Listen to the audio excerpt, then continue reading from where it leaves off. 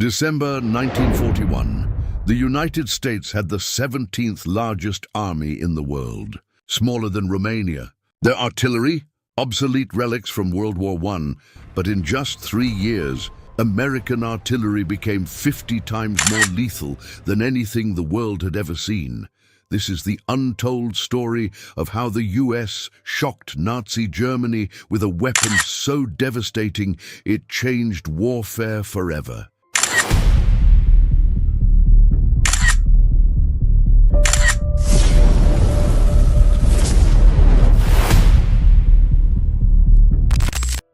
In 1940, as Nazi Germany swept across Europe with terrifying speed, American military planners faced an uncomfortable truth they rarely discussed publicly. The United States Army was not prepared for modern warfare. The equipment was outdated, the tactics were obsolete, and training was inadequate. But among all the deficiencies, one stood out as particularly alarming.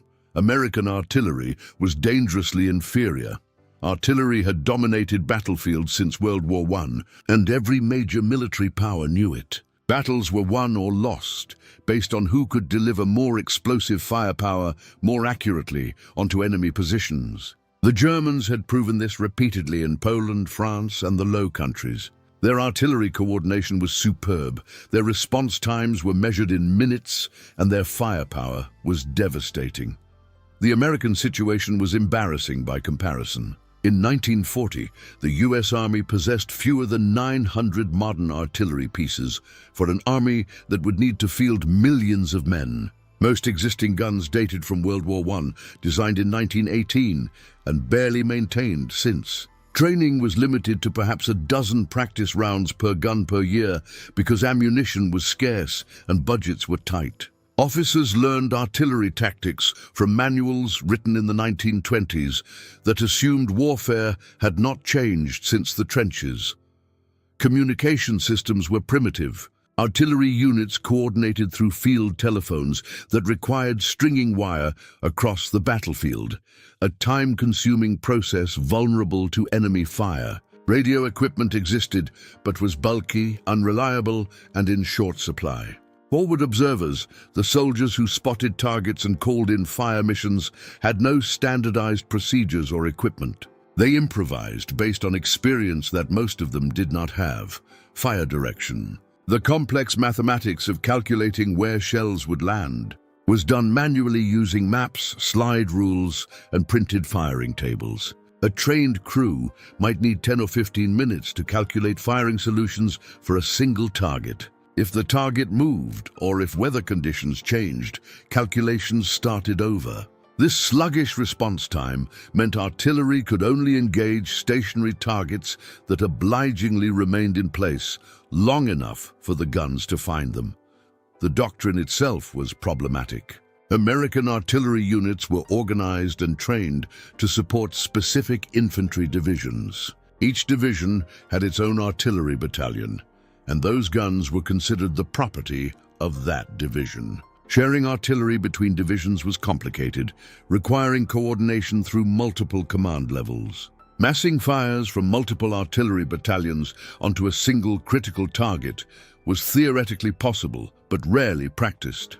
German artillery, by contrast, operated under centralized fire direction. German commanders could mass fires from dozens of artillery battalions onto single targets within minutes. This concentration of firepower could obliterate defensive positions, suppress enemy artillery, or shatter attacking formations. American artillery could not match this capability, and everyone knew it.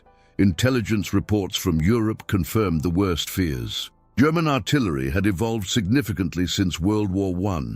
They used motorized vehicles for mobility, radio for communications, and sophisticated fire direction systems. Their 88-meter gun was legendary, equally effective against aircraft, tanks, or infantry. Their Nebelwerfer rocket artillery could saturate entire areas with explosives. The Wehrmacht's artillery arm was a modern, flexible, devastating force. By comparison, American artillery in 1940 looked like a museum exhibit. The standard field gun was the 75mm M1897. a French design from 1897 that the US had manufactured under license during World War I. These guns were accurate enough, but lacked range and hitting power. The ammunition was old, the carriages were worn, and spare parts were scarce. Crews trained on these antiques wondered how they would possibly compete against modern German guns. Senior officers recognized the problem, but disagreed on solutions. Some advocated buying proven foreign designs, particularly British 25-pounders, that had shown effectiveness in combat. Others wanted American-designed weapons, but acknowledged development would take years.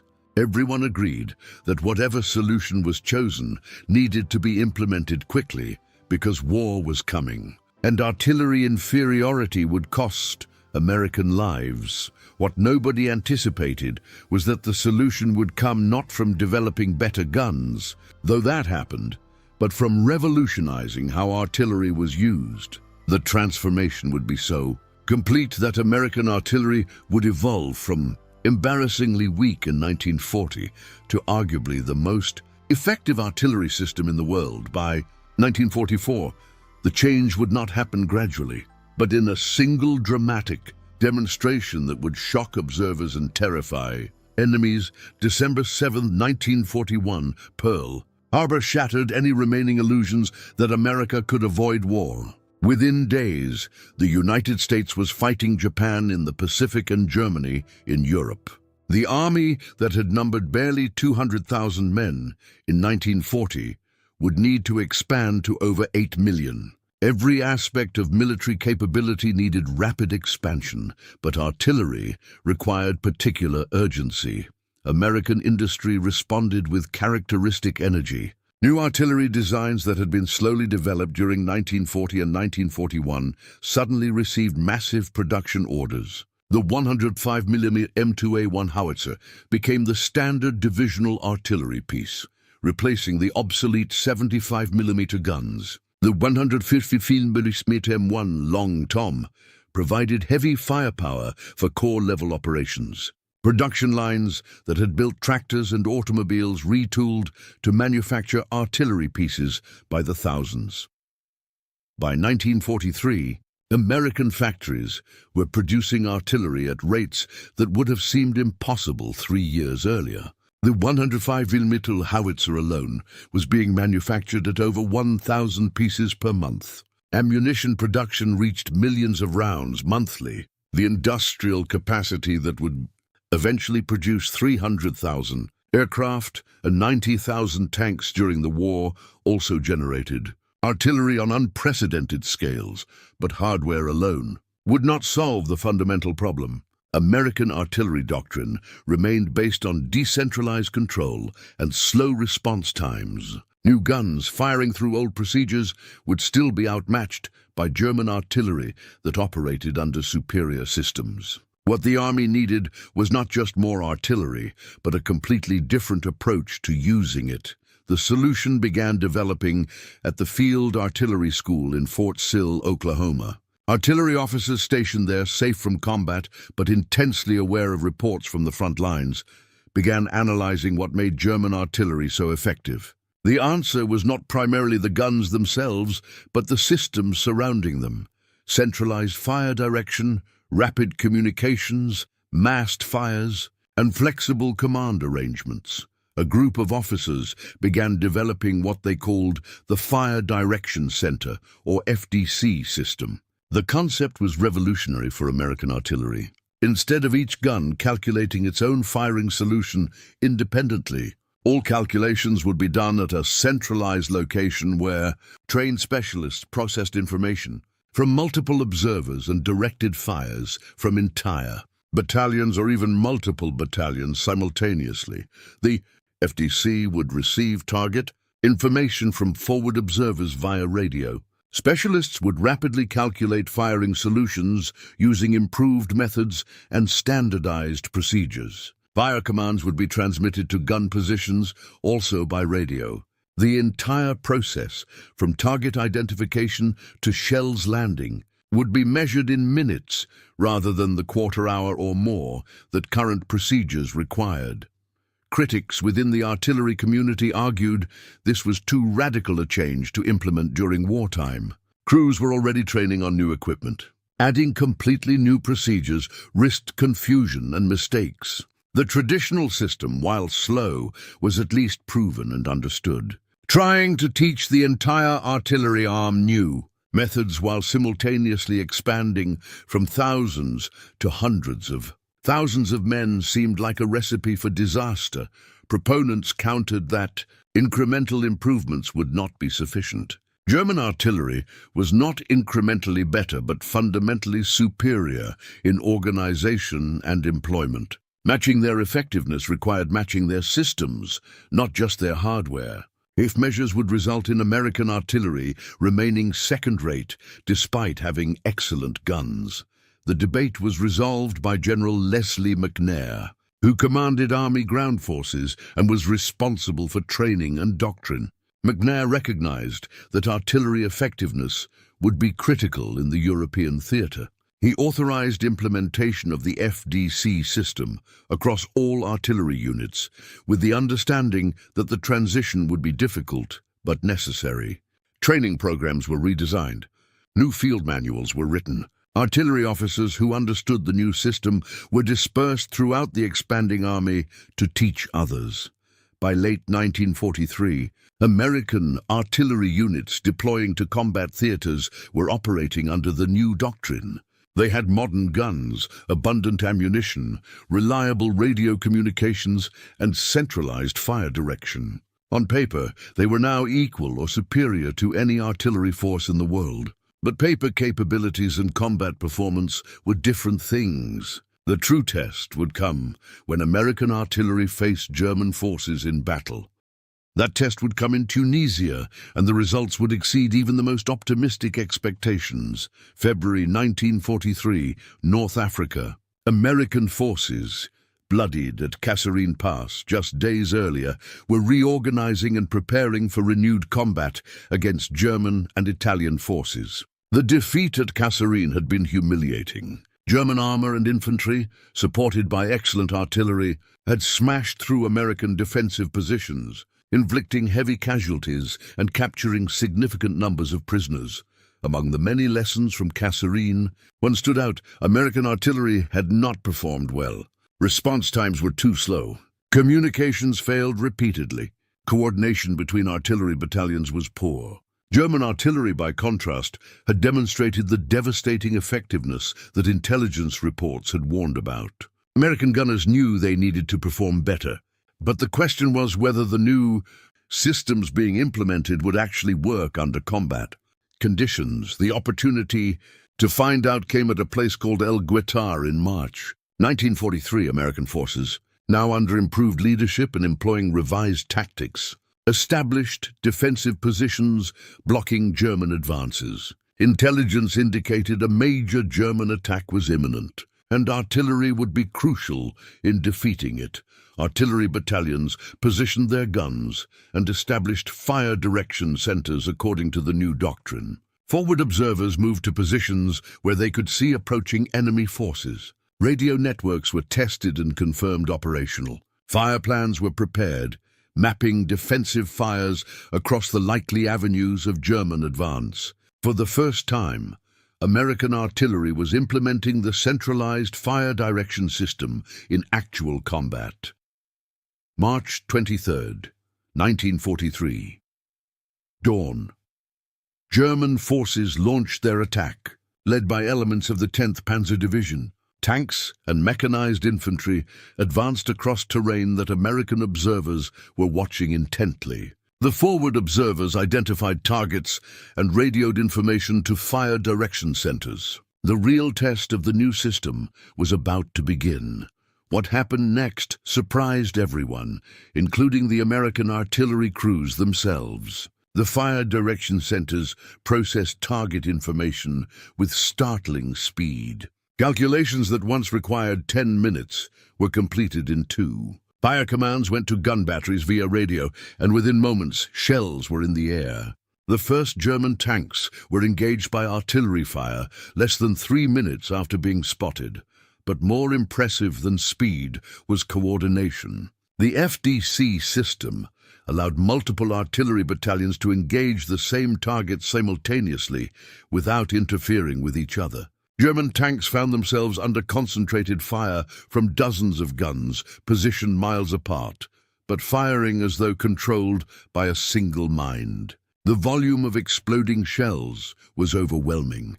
German forces pressed their attack, but American artillery adjusted fires with a flexibility that German commanders had not anticipated. As tanks maneuvered to avoid concentrations, forward observers called in corrections and new targets. The FDC system processed these changes almost instantly. Shells followed German movements, maintaining pressure and inflicting steady losses. What should have been a powerful armored thrust was being systematically dismantled by artillery fire.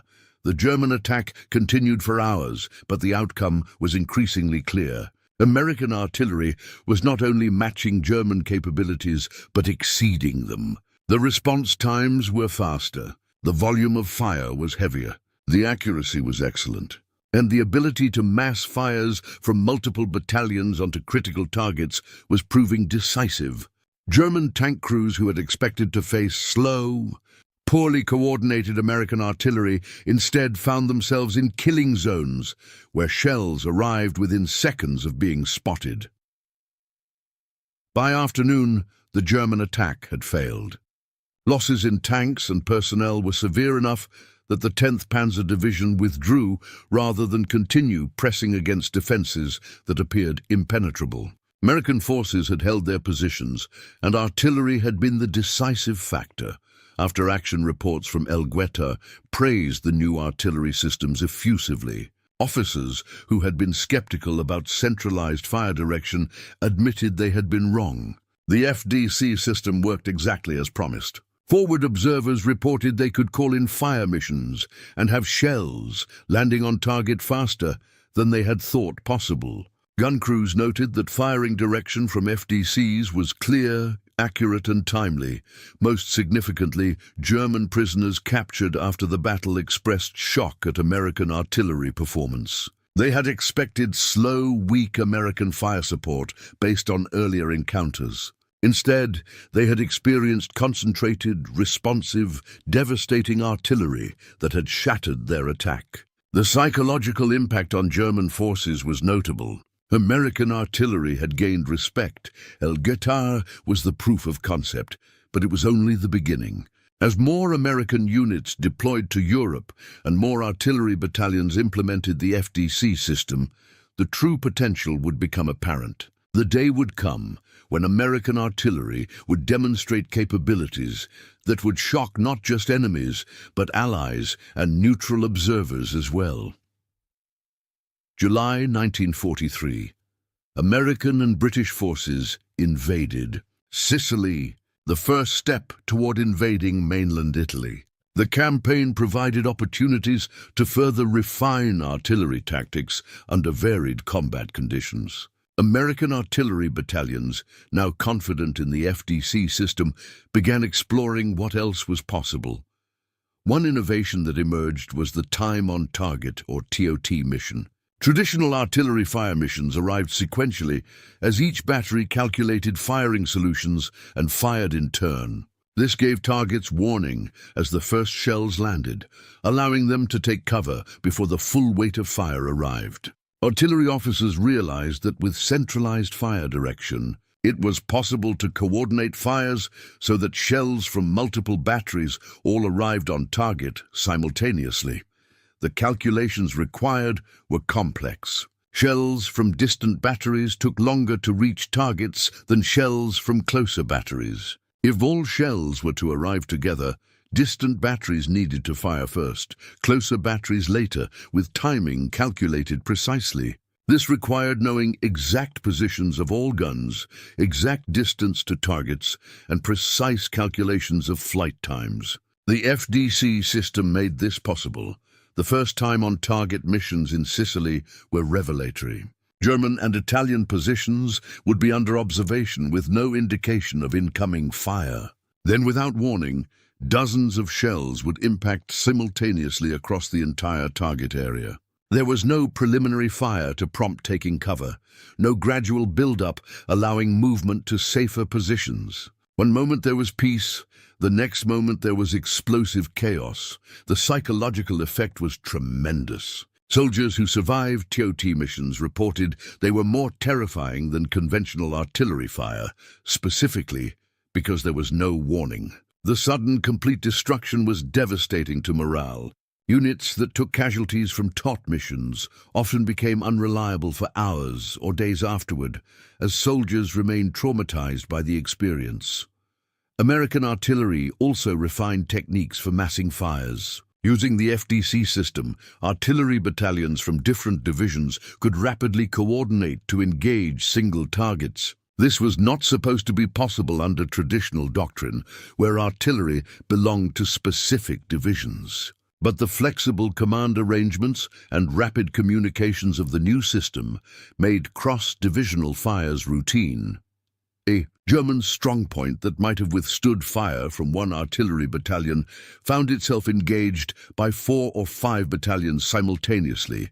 The concentration of explosive power was overwhelming. Defensive positions that had been designed to withstand normal artillery simply disintegrated under massed fires. German forces discovered that positions they had considered safe were vulnerable when American artillery concentrated its attention.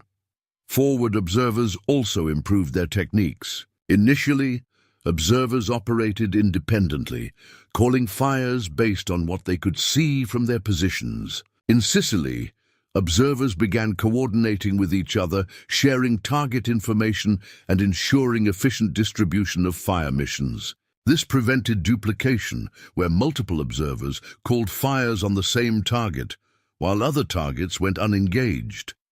The integration of air observation began in Sicily as well. Small aircraft, initially artillery spotting planes called grasshoppers, provided aerial observation that complemented ground observers. These aircraft could see targets beyond ground observers' view, particularly enemy artillery positions hidden behind ridges or in forests. Coordinating air and ground observers with FDC created three-dimensional battlefield awareness that German forces could not match. By the end of the Sicily campaign, American artillery had evolved from the weak, slow force of 1940 into something genuinely formidable. The guns were excellent, the ammunition was abundant, the communications were reliable, the doctrine was sound, and the crews were increasingly confident in their capabilities. The only thing lacking was a really dramatic demonstration of what this system could achieve. That demonstration would come in France, and it would shock the world. June 6, 1944. D-Day. American forces stormed ashore on Utah and Omaha beaches, beginning the liberation of Western Europe. Artillery support for the invasion came initially from naval guns, but within days, artillery battalions were ashore and operational. The Normandy campaign would provide the ultimate test of American artillery systems. The terrain of Normandy was challenging for artillery. The bocage, a landscape of small fields enclosed by thick hedgerows and earthen banks, limited observation and mobility. German forces used this terrain expertly, establishing defensive positions that were difficult to see and harder to attack. Traditional warfare favored defenders in bocage country, and German forces had months to prepare positions.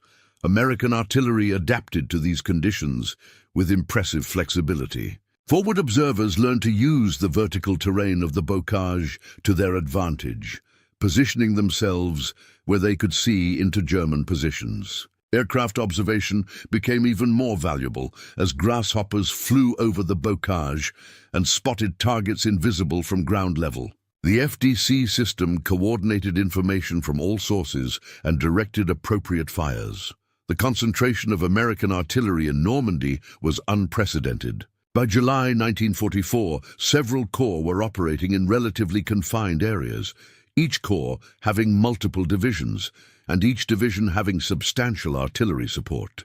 This meant dozens of artillery battalions were within range of most potential targets. The FDC system allowed coordinating All this firepower with efficiency that would have been impossible under traditional doctrine.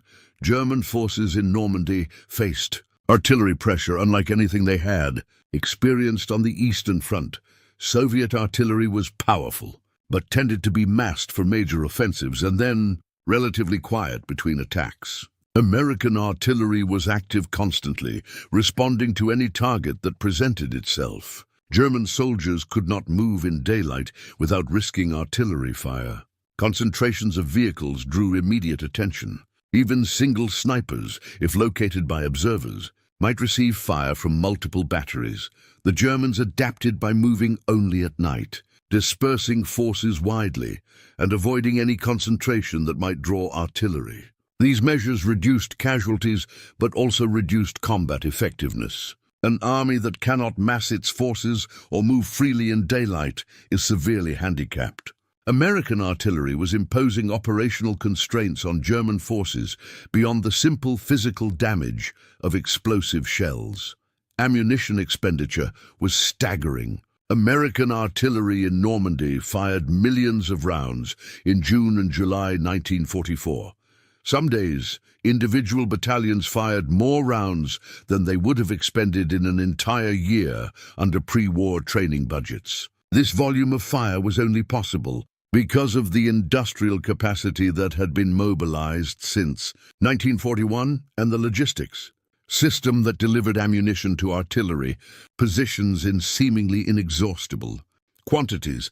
German artillery, by contrast, was struggling with ammunition shortages. Allied air superiority interdicted supply lines, making ammunition delivery difficult and dangerous. German batteries that wanted to engage targets often lacked shells. When they did fire, they risked immediate counter-battery fire from American artillery that quickly located German gun positions through sound ranging and flash spotting. German artillery was being suppressed, not through destruction but through making firing suicidally dangerous. The effectiveness of American artillery in Normandy impressed not only the Germans, but also British and Canadian allies, who had extensive artillery experience from years of war. British officers familiar with their own artillery systems observed American operations and noted the speed, flexibility, and volume of fire. Some requested training in American FDC methods to implement in British units. By August 1944, as Allied forces broke out of Normandy and began rapid advances across France, American artillery had established itself as the most effective artillery system in the theater. But the most dramatic demonstration was still to come. It would occur during the Battle of the Bulge, when German forces launched a massive surprise offensive, and American artillery would deliver the response that would shock the world. December 16th, 1944. Ardennes Forest. German forces launched a massive surprise offensive through a sector held by inexperienced or exhausted American divisions. The attack, known to history as the Battle of the Bulge, was Hitler's last major gamble in the West.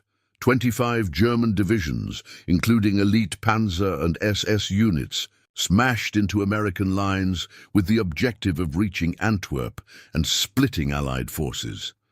The first days were chaotic. American units, caught by surprise, fell back in confusion. Some divisions fought stubbornly, but were overwhelmed by superior numbers. German tanks and infantry penetrated deep into American lines, creating a dangerous bulge in the front. For a few days, it appeared the offensive might achieve significant success. American artillery units, like other forces, were initially disorganized by the surprise attack. Some battalions had to displace rapidly to avoid being overrun. Communication networks were disrupted as units fell back. The situation appeared dire, and artillery's ability to respond effectively was uncertain given the chaos. But the FDC system, even under extreme stress, continued functioning.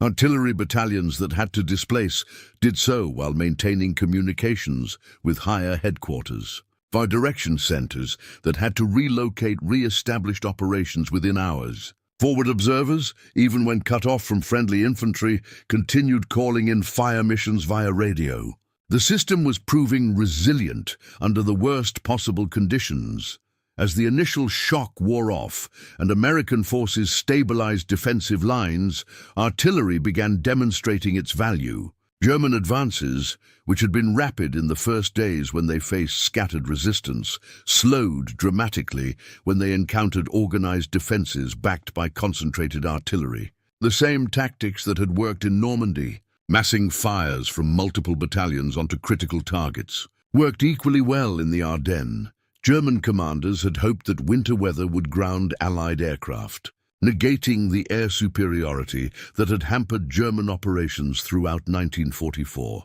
This hope was partially realized as clouds and snow did indeed limit air operations. But the Germans had not adequately considered that American artillery did not depend on air support. Artillery could operate in any weather, and in the Bulge, it became the primary means of delivering firepower.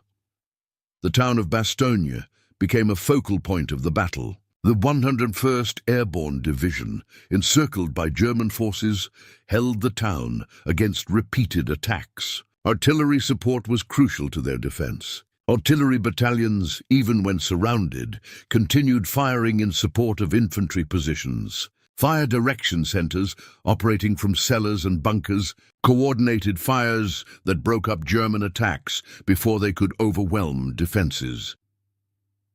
On December 23rd, the weather cleared briefly, allowing massive American artillery concentrations to be brought to bear. The number of artillery battalions that could coordinate fires through the FDC system had grown to scales unprecedented in warfare. Corps and Army artillery could be massed to support divisions under pressure. Dozens of battalions, hundreds of guns, thousands of shells could be directed onto relatively small target areas. German forces attacking toward Bastogne found themselves under artillery fire that defied belief. Shells arrived continuously, in volumes that seemed impossible. Every movement drew fire. Every concentration of forces was engaged. The German offensive, which had relied on mobility and speed, ground to a halt under the weight of American artillery. The climactic demonstration came on December 23, 24, when American forces launched counterattacks to relieve Bastogne. The preparatory artillery bombardments were of unprecedented scale and coordination. Time-on-target missions brought down fires from entire corps simultaneously. German defensive positions that might have held against normal attacks were obliterated before American infantry even advanced. December 24, 1944, a specific German strongpoint blocking the advance toward Bastogne had been identified as the primary obstacle. The position was well fortified, held by experienced troops and protected by difficult terrain. Reducing it would normally require extended fighting with heavy casualties. American commanders decided to demonstrate what modern artillery could achieve. The fire direction centers coordinated a time-on-target mission involving every artillery battalion within range, 18 battalions totaling over 200 guns. The calculations required were complex, accounting for different distances, different gun types with different shell velocities, and different ammunition types. Every battery needed to fire at precisely the right moment so that all shells arrived on target simultaneously. Forward observers and aerial spotters had precisely located the German position. The FDCs calculated firing solutions for every battery, determining the exact second each battery needed to fire, so shells would converge on target at the same instant. The timing had to be perfect, or the mission would revert to standard sequential fire. The psychological impact on German soldiers was profound. Interviews with enlisted men and junior officers revealed that American artillery was the aspect of American military power they feared most. Air attacks were dangerous but sporadic.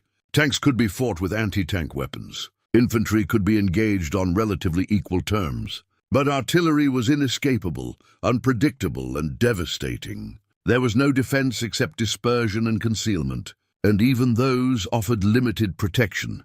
German casualty rates from artillery increased steadily from 1943 to 1945, as American artillery became more numerous, better supplied, and more expertly employed. Units that survived artillery bombardments often reported psychological casualties, soldiers who were physically unharmed but psychologically unable to continue fighting. The sustained stress of being under constant artillery threat wore down German combat effectiveness as much as actual casualties. Perhaps most telling, German forces in Italy and France reported that they preferred facing British or Canadian forces to American forces primarily because of artillery. British artillery was competent and well supplied, but American artillery was that and more. The speed, volume, and coordination of American fires made them the most dangerous opponent. This preference for facing anyone except Americans indicated respect that bordered on fear. The transformation of American artillery from 1940 to 1945 remains one of the most dramatic examples of military innovation in modern warfare. In 5 years, American artillery evolved from embarrassingly weak to arguably the most effective artillery system in the world. The story offers lessons that extend beyond artillery or even military affairs. The transformation was not primarily about technology. The 105mm howitzer and 155mm gun were excellent weapons, but so were German artillery pieces. American ammunition was reliable and plentiful, but German ammunition was equally effective when available. The radios American forces used were good, but not dramatically superior to German equipment. The technological advantages were real, but not overwhelming. What made the difference was doctrine, organization, and training. The Via Direction Center system was not a technological breakthrough, but an organizational innovation. It took existing capabilities, guns, radios, mathematics, and combined them in new ways that multiplied effectiveness. The FDC system succeeded because it was based on sound analysis of what made artillery effective: speed, coordination, massed fires, and flexibility. The lesson is that innovation often comes not from developing new tools, but from finding better ways to use existing tools. The artillery officers who developed the FDC system at Fort Sill were not inventing new technology. They were solving organizational and procedural problems. Their innovation was recognizing that centralized fire direction would enable capabilities that decentralized systems could not match. Implementation required overcoming institutional resistance. Many artillery officers were skeptical of the FDC system. It contradicted traditional doctrine. It required new training. It demanded new skills from crews. The natural bureaucratic response to such proposals is rejection, because change is risky and difficult. What allowed the FDC system to succeed was leadership willing to mandate change, even when it was unpopular.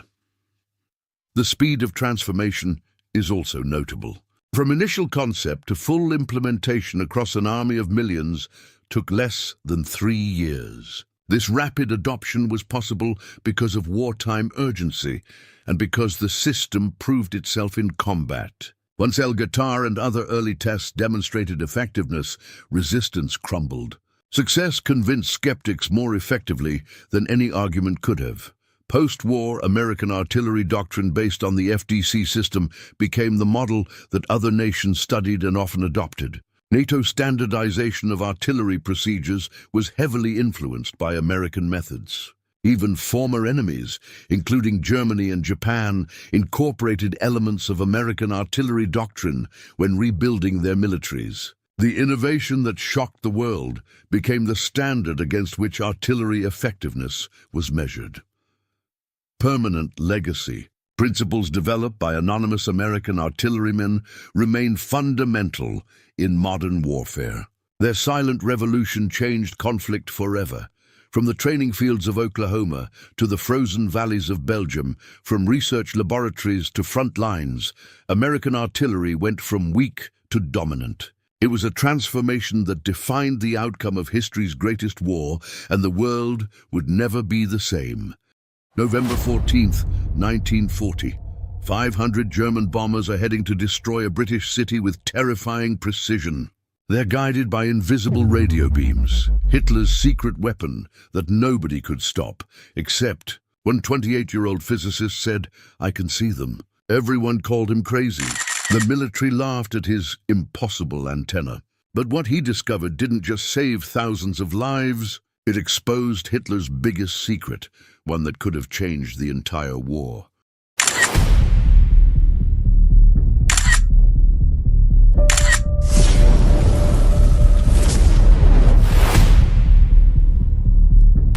On a cold November evening in 1939, Dr. Reginald Victor Jones sat in his cramped office at the Air Ministry in London, staring at a decoded German message that made no sense. The 28-year-old physicist had been recruited to British intelligence just weeks earlier, tasked with investigating German scientific developments. But this message was different. It was terrifying.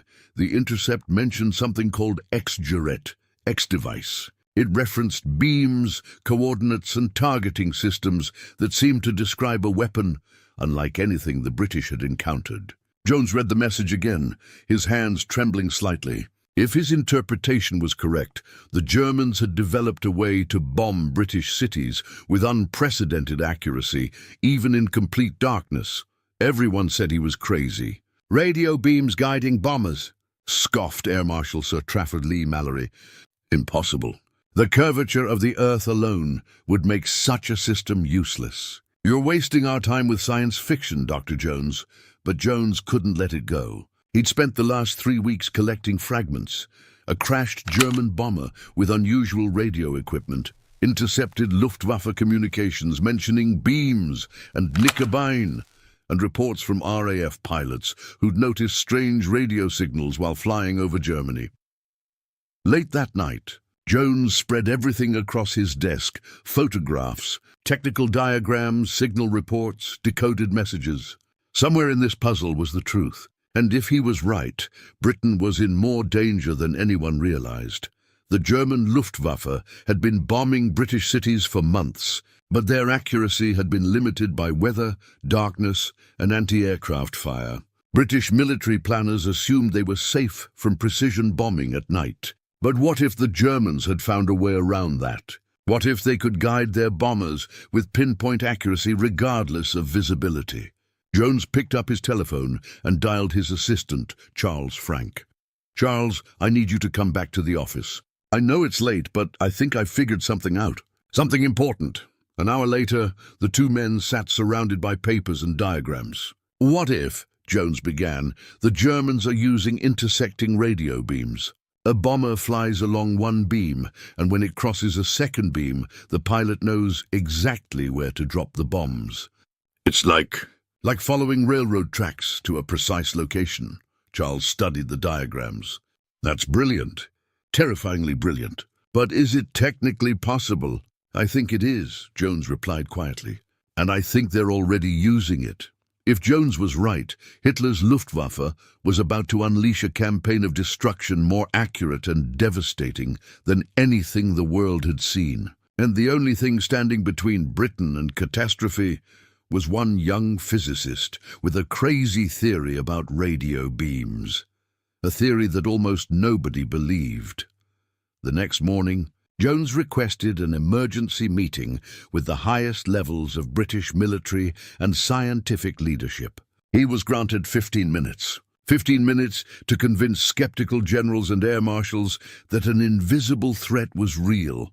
The room was intimidating. Around the table sat some of Britain's most powerful military minds: Air Chief Marshal Sir Hugh Dowding, Scientific Advisor Henry Tizard, and several senior intelligence officers. They looked at the young physicist with barely concealed impatience. Jones began nervously, but grew more confident as he laid out his evidence. He showed them the intercepted messages, the unusual equipment from crashed German aircraft, and most importantly, his calculations showing how radio beams could work. "Gentlemen," Jones explained, using a hastily drawn diagram, "imagine 2 radio transmitters in Germany, each broadcasting a narrow beam. The beams intersect over a British city, let's say Coventry. A German bomber simply flies along the first beam until their equipment detects the second beam crossing. At that precise moment, they know they're over the target. They don't need to see anything. Weather doesn't matter. Darkness doesn't matter. The beams tell them exactly where they are. Preposterous, interrupted a senior air marshal. Radio waves don't work that way. They spread out, diffuse. You can't create a narrow beam over hundreds of miles. But Henry Tizard, the scientific advisor, leaned forward with interest. Actually, with the right frequency and antenna design, it's theoretically possible. Dr. Jones, what evidence do you have that the Germans have actually built such a system? Jones presented his strongest evidence, a German pilot who'd been shot down and interrogated. During questioning, the pilot had inadvertently mentioned training on a beam-flying system, catching himself too late. He'd clammed up after that, but it was enough. "I need resources," Jones said urgently. "I need aircraft equipped with sensitive radio receivers to search for these beams. I need technical specialists to analyze any signals we find. And I need permission to develop countermeasures immediately. Because, gentlemen, if I'm right, these beams are already operational. The Germans could use them tonight." The room fell silent. Finally, Dowding spoke. "Dr. Jones, if you're wrong about this, you'll be wasting valuable resources we desperately need elsewhere. But if you're right," he paused, the implications sinking in. "If you're right, every British city is at risk. You have your resources. Don't waste them." Within hours, Jones had assembled a small team of scientists and radio specialists. Their mission: find Hitler's invisible beams and figure out how to stop them before they could be used to destroy Britain's cities. The team worked around the clock. Modified RAF aircraft flew search patterns over England, their radio receivers scanning frequencies. For 3 days, they found nothing. Jones's critics grew louder. "We're wasting time and resources on ghost hunting," complained one senior officer. But on the 4th night, everything changed. An aircraft flying near Derby detected an unusual signal, a steady, narrow radio beam originating from Germany, passing directly over the city. Within hours, they'd found more beams, each one precisely aimed at British industrial centres. Jones had been right. The beams were real. And now the race was on, to figure out how to stop them before the Luftwaffe could use them to rain destruction on Britain. With proof of the beam's existence, Jones and his team worked feverishly to understand exactly how the German system worked. They gave it a code name, Knickerbein, the German word for crooked leg, based on references they'd intercepted. The system was elegantly simple, yet devastatingly effective. The Germans had built several powerful radio transmitters along the European coast. Each transmitted a narrow beam using a specially designed antenna. The genius was in how the beams encoded directional information. "Look at this," Jones explained to his team, pointing at oscilloscope readings. "The beam isn't uniform. The Germans have split it into 2 overlapping sections. On the left side of the beam, the aircraft hears Morse code dots. On the right side, dashes, but fly exactly in the center, and the dots and dashes overlap perfectly, creating a continuous tone. It's like audio guardrails. As long as the pilot hears that steady tone, he knows he's flying straight along the beam." Charles Frank, Jones's assistant, studied the data with growing admiration. "It's brilliant. Simple enough for any pilot to use, but accurate to within a few hundred yards over hundreds of miles. No wonder they were so confident about night bombing. But understanding the system was only half the battle. Now they needed to stop it. Jones began developing countermeasures, but he faced a critical problem. If the Germans realized the British had discovered Knickerbein, they might simply switch to backup systems or modify their approach. The countermeasures had to be subtle enough that the Germans wouldn't immediately realize what was happening. "We can't just jam the beams directly," Jones explained to Dowding in a late-night meeting. "That would be too obvious. Instead, we need to confuse them. We'll transmit our own signals on the same frequency, slightly offset. To the German pilots, it will seem like their equipment is malfunctioning or the beam is unreliable. They'll drop their bombs early, late, or miss the target entirely, but they won't immediately know why. It was a strategy of deception rather than brute force. The British began setting up their own transmitters, carefully positioned to interfere with the German beams without making the interference obvious. They called it meakening, leading the enemy astray with false signals. The first test came on a cloudy night in June 1940. German bombers approached a munitions factory in the Midlands, following their Knickerbein beam. But British transmitters were now active, sending confusing signals. The German bombers, uncertain of their position, dropped their bombs 5 miles off target in an empty field. In his office, Jones listened to the reports coming in. No damage to the factory, no casualties. The bombers had missed completely. It had worked, but this was just the beginning. The Germans had more sophisticated systems in development, and the invisible war of beams and countermeasures was about to escalate dramatically. Just as British countermeasures began neutralizing Knickerbein, Jones discovered something far more alarming. Decoded messages referenced a new system, X-Juret, the X device. And this one was different. Unlike Knickerbein's single beam, X-Juret used multiple beams in sequence. A German bomber would fly along a main beam, then cross 3 additional beams at precise intervals before the target. The first crossbeam told the pilot to prepare. The second started an automatic clock. The third stopped it. The system calculated the bomber's speed and automatically released bombs at the exact moment for maximum accuracy. "It's automated," Jones explained to his increasingly worried superiors. "The pilot doesn't even decide when to drop the bombs. The equipment does it for them. It's accurate to within tens of yards, not hundreds. And it's much harder to jam because it uses different frequencies and more complex encoding." Intelligence indicated that X-Juret was being reserved for special targets, high-value objectives that absolutely had to be destroyed. The system was so secret that only elite Luftwaffe units, particularly Kampfgruppe 100, were trained to use it.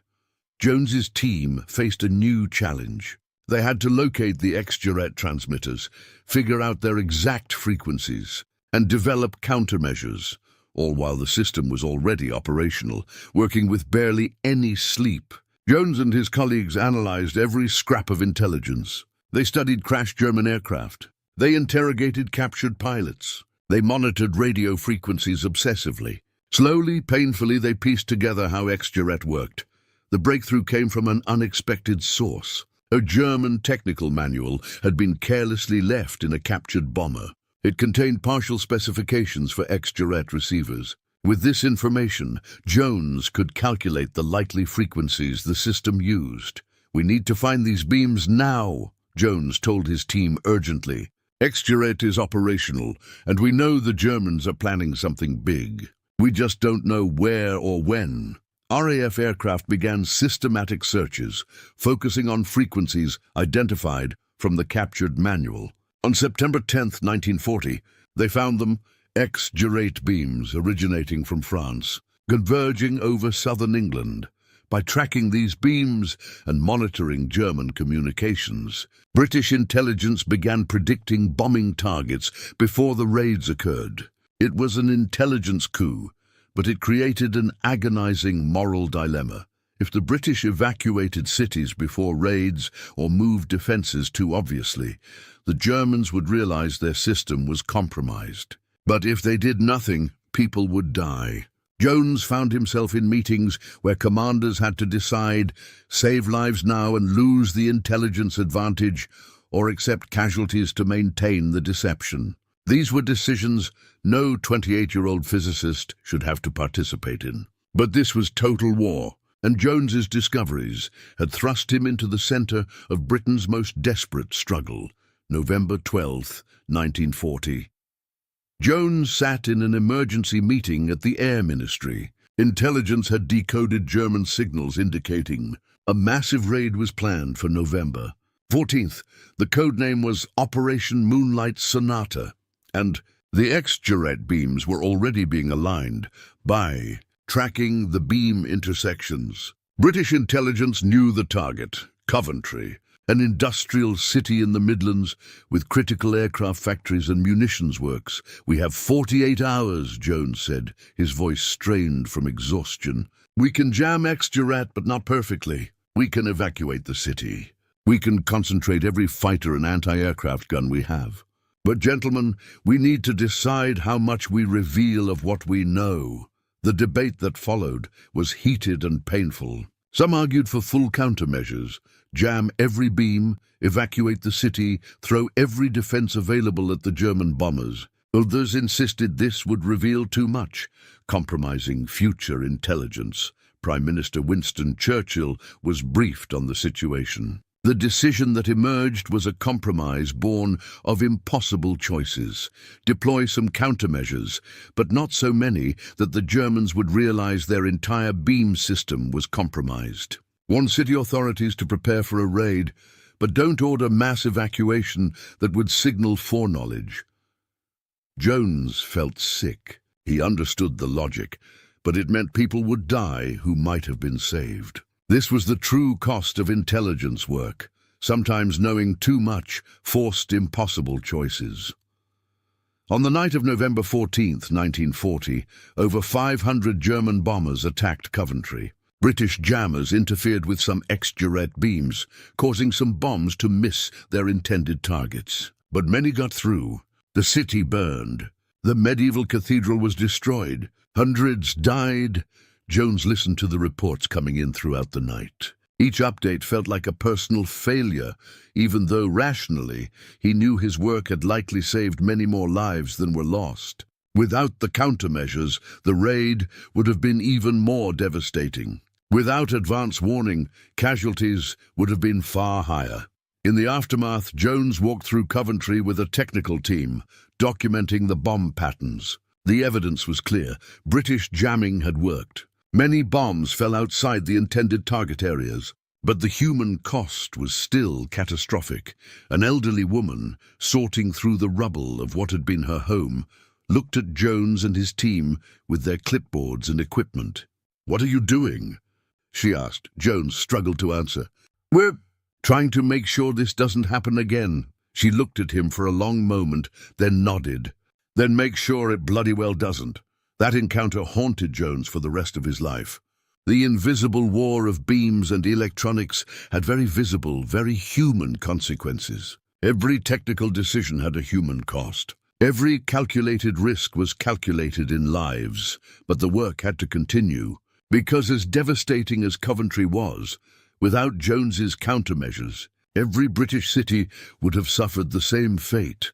The attack on Coventry made one thing crystal clear: jamming alone wasn't enough. Jones needed a way to not just interfere with German beams, but to completely neutralize them.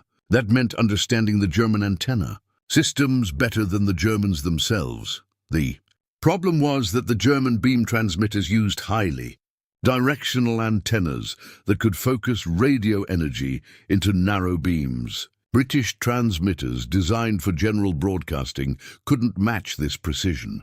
Jones needed to build better antennas that could create counterbeams precise enough to perfectly overlap and cancel out the German signals. This is where Jones's background in physics became crucial. He wasn't just an intelligence analyst. He was a trained scientist who understood electromagnetic wave theory at a fundamental level. He began designing antenna systems specifically for beam warfare. "The Germans are using what's called a parasitic array," Jones explained to his technical team, sketching furiously on a blackboard. "They have a main antenna element with additional elements positioned precisely to focus the radio waves in one direction. But if we understand the exact configuration, we can build antennas that create interference patterns perfectly aligned with their beams." It was easier said than done. Jones needed precise measurements of German antenna designs, which meant analyzing crashed aircraft, studying reconnaissance photographs, and piecing together technical specifications from fragments of intelligence.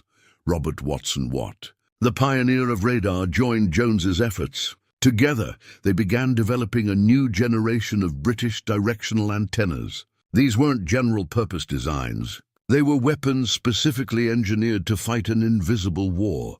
The breakthrough came from an unexpected direction. A downed German bomber near Dover had been carrying technical manuals for ground station maintenance. These manuals included antenna diagrams, not complete specifications, but enough for Jones to work backward and figure out the full design. "Look at this," Jones said excitedly to Watson Watt, pointing at the diagrams. "They're using a specific spacing between elements, exactly 3/4 wavelength at their transmission frequency. That means we can calculate the exact radiation pattern of their antennas. And if we know the pattern, we can design counter-antennas that create destructive interference right in the center of their beams." Over the next months, a network of specialized British transmitters was built across southern England. Each was equipped with antennas designed by Jones and his team, specifically tuned to counter German beam systems. These weren't crude jamming stations. They were precision instruments in an invisible war. The results were remarkable. German bombing accuracy began to decline dramatically. Pilots reported increasing unreliability in their beam systems. Bombs fell in open countryside, in the sea, anywhere but on their intended targets. And because the British countermeasures were so precise and subtle, German engineers struggled to understand what was going wrong. The Luftwaffe began to suspect British interference, but couldn't prove it. Their own antenna designs seemed sound.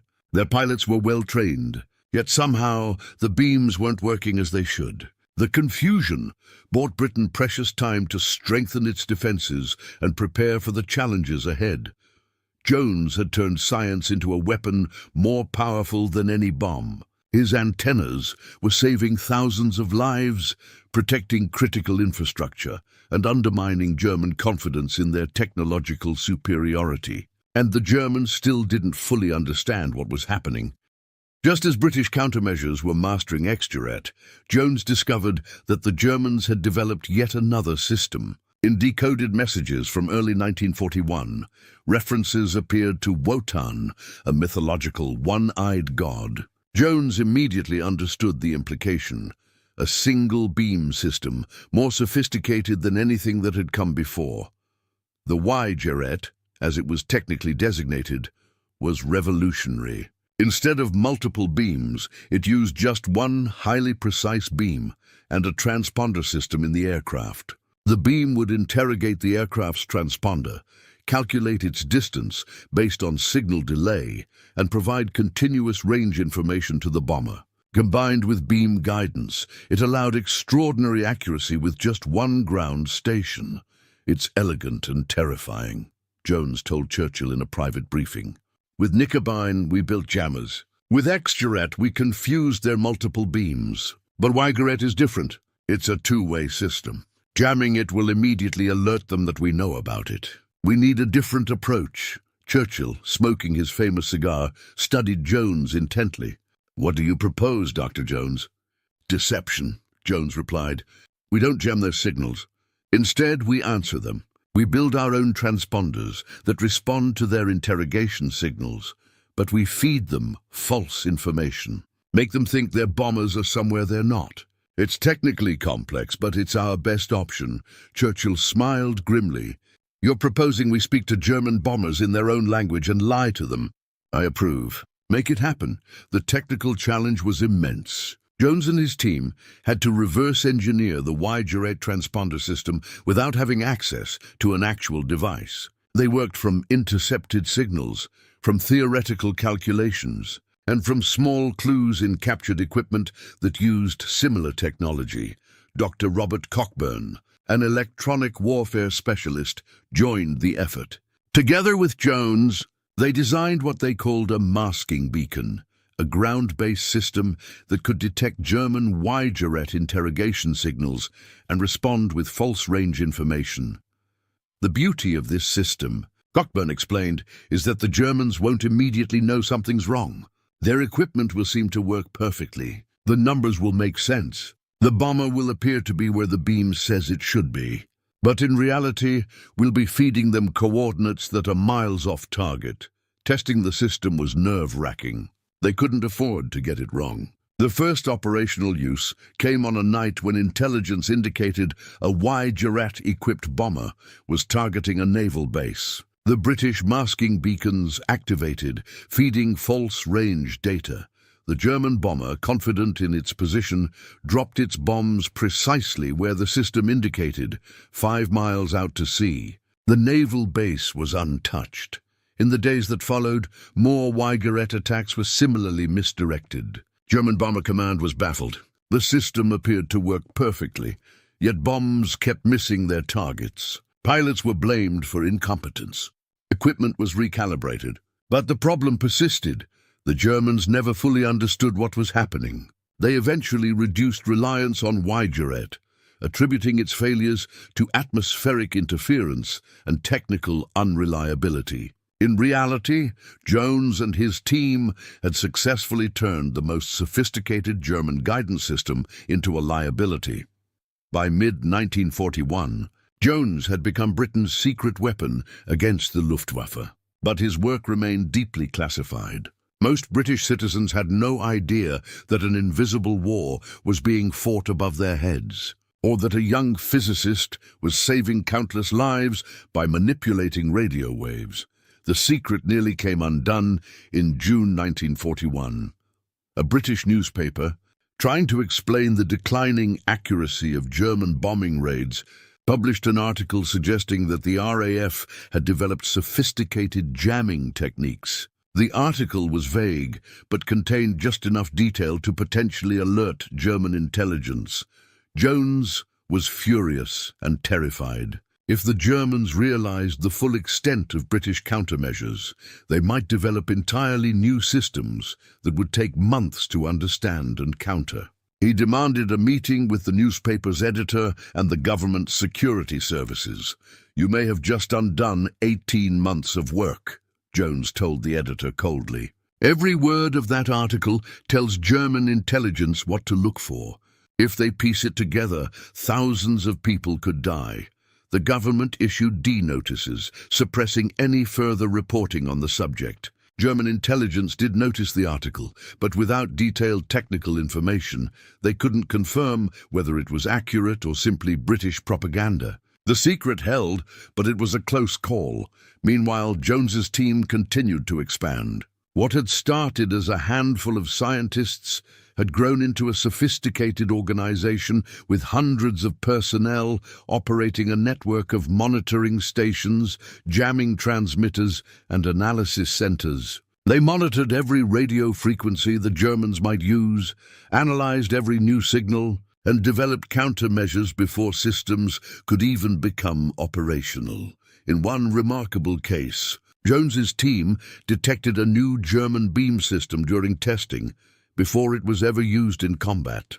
By the time the Luftwaffe deployed it operationally, British countermeasures were already in place. The system failed so completely on its first use that German commanders assumed it was defective and abandoned it entirely.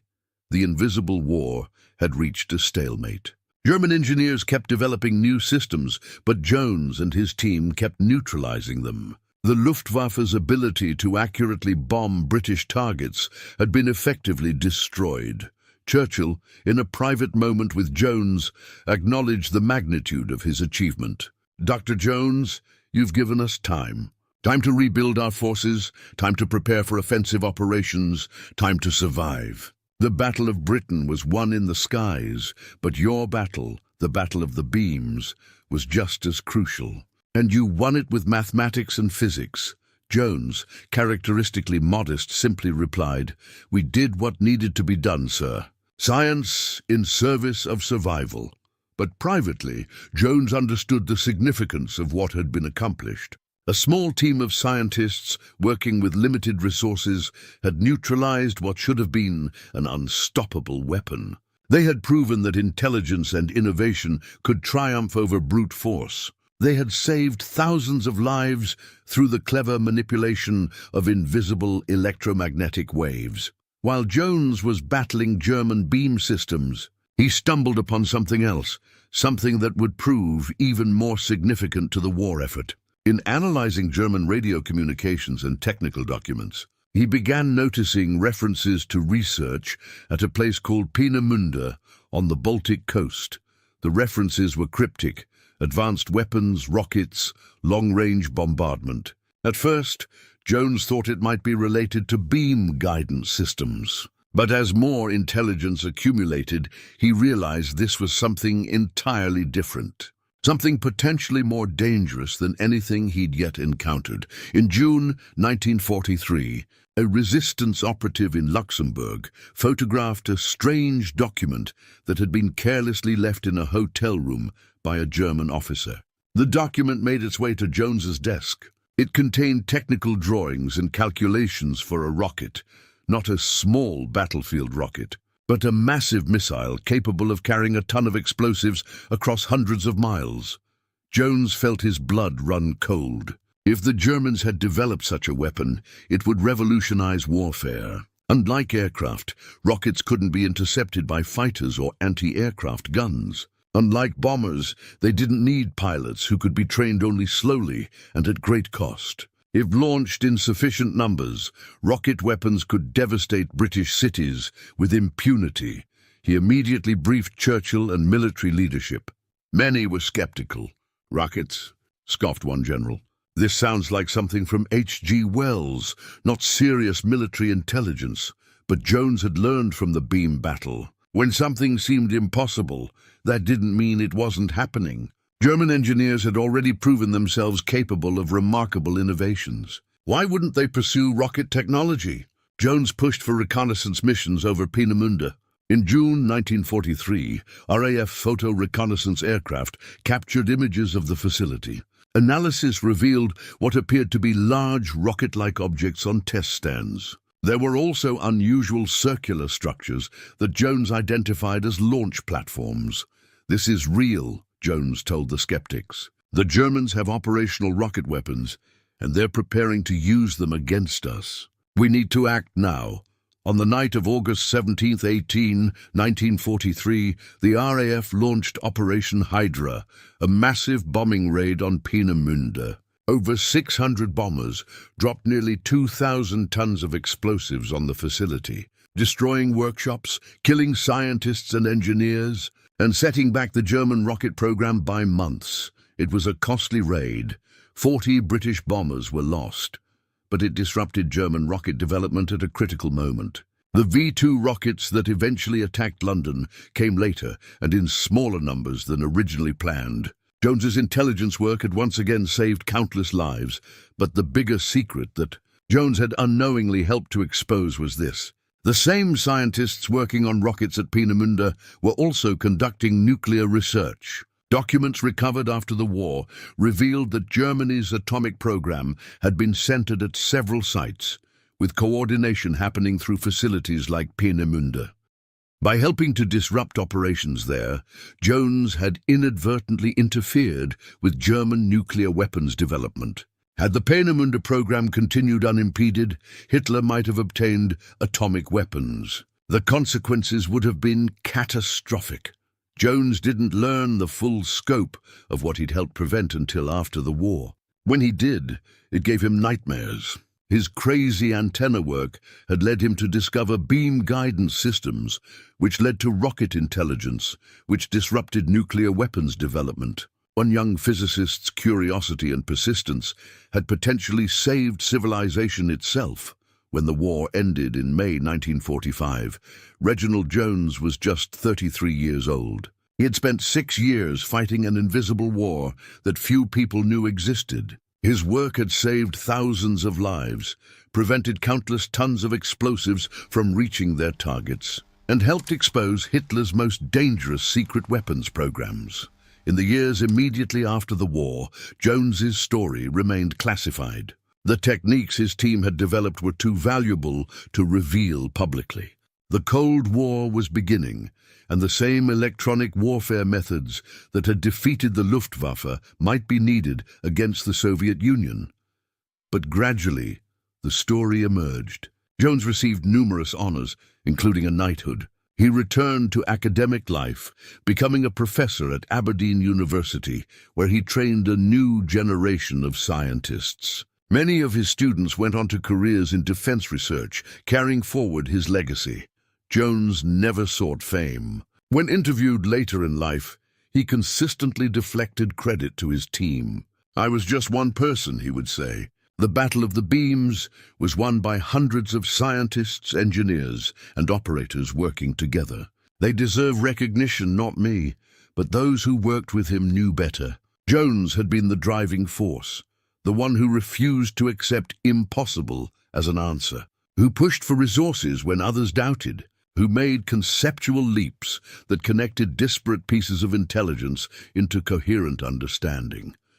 The technical innovations Jones pioneered became the foundation for modern electronic warfare.